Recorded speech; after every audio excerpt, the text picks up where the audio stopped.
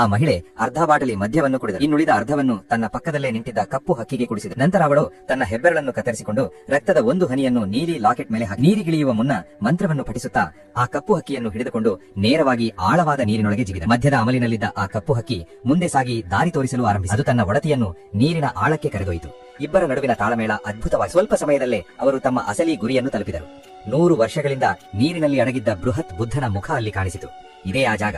ಇದನ್ನು under water gold Walt ಅಥವಾ ಪ್ರಾಚೀನ ಜಲ ಸಮಾಧಿ ಎನ್ನುತ್ತಾರೆ. ಮಹಿಳೆ ಟಾರ್ಚ್ ಬೆಳಕಿನಲ್ಲಿ ಸುತ್ತಲೂ ಗಮನಿಸಿ ಬುದ್ಧನ ಕಣ್ಣಿನೊಳಗೆ ಅಡಗಿದ್ದ ಸ್ವಿಚ್ ಮೇಲೆ ಕೈಯಿಟ್ಟಳು.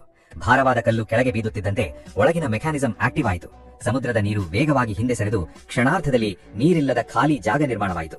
ತಕ್ಷಣವೇ ಆ ಪ್ರಾಚೀನ ಸಮಾಧಿಯ ಕಲ್ಲಿನ ಬಾಗಿಲು ತಾನಾಗಿಯೇ ಮುಚ್ಚಿಕೊಂಡು ಮಹಿಳೆ ಬೆಂಕಿ ಕಡ್ಡಿಗೀರಿದಳು. ಇಡೀ ಅರಮನೆಯೇ ಬೆಳಕಿನಿಂದ ಮಿನುಗಿತು. ಅರಮನೆಯ ಒಳಭಾಗ ಅತ್ಯಂತ ವಿಶಾಲವಾಗಿತ್ತು. ಅವಳು ಮೇಲಕ್ಕೆ ಸಾಗುತ್ತಿದ್ದಂತೆ ಚಿನ್ನದಂತೆ ಹೊಳೆಯುತ್ತಿದ್ದ ಹಾವಿನ ತಲೆಯ ಮೂರ್ತಿಗಳು ಅವಳ ಕಣ್ಣಿಗೆ ಬಿದ್ದವು. ಇದು ರಾಜವಂಶದ ಕುರುಹವಾಗಿತ್ತು.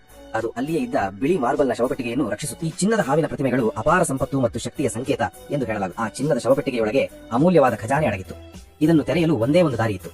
ಅದುವೇ ಮಹಿಳೆಯ ಕೊರಳಿನಲ್ಲಿದ್ದ ಆ ನೀಲಿ ಲಾಕೆಟ್ ಅನ್ನು ಬೀಗಕ್ಕೆ ಹಾಕುತ್ತಿದ್ದಂತೆ ಇದ್ದಕ್ಕಿದ್ದಂತೆ ಅದರ ಸುತ್ತ ಮಂಜುಗಡ್ಡೆ ಕವಿಯಲಾರಣಾರ್ಥದಲ್ಲಿ ಆ ಚಳಿ ಎಷ್ಟು ಹೆಚ್ಚಾಯಿತೆಂದರೆ ಲಾಕ್ ಇದ್ದ ಕಡೆಗಳೆಲ್ಲ ಮಂಜುಗಡ್ಡೆ ತುಂಬಿಕೊಂಡಿತು.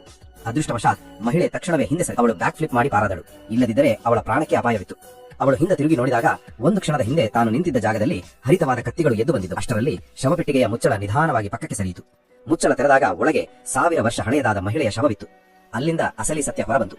ಈ ಮಹಿಳೆ ಒಂದು ರಹಸ್ಯಮಯ ಕುಟುಂಬಕ್ಕೆ ಸೇರಿದವಳಾಗಿದ್ದಳು. ಆ ವಂಶದಲ್ಲಿ ಪ್ರತಿ ತಲೆಮಾರಿಗೊಬ್ಬರು ನೀರಿನ ಅಡಿಯಲ್ಲಿ ಉಸಿರು ಕಟ್ಟದೇ ಬದುಕಬಲ್ಲ ವಿಶಿಷ್ಟ ಶಕ್ತಿಯೊಂದಿಗೆ ಜನಿಸುತ್ತಿದ್ದರು.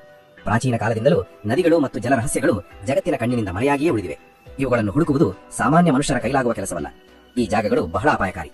ಇಲ್ಲಿಗೆ ಬಂದವರು ಜೀವಂತವಾಗಿ ವಾಪಸ್ ಹೋಗುವುದು ಕಷ್ಟ. ಇದೇ ಕಾರಣಕ್ಕೆ ಈ ರಹಸ್ಯ ಇಂದಿಗೂ ನಿಗೂಢ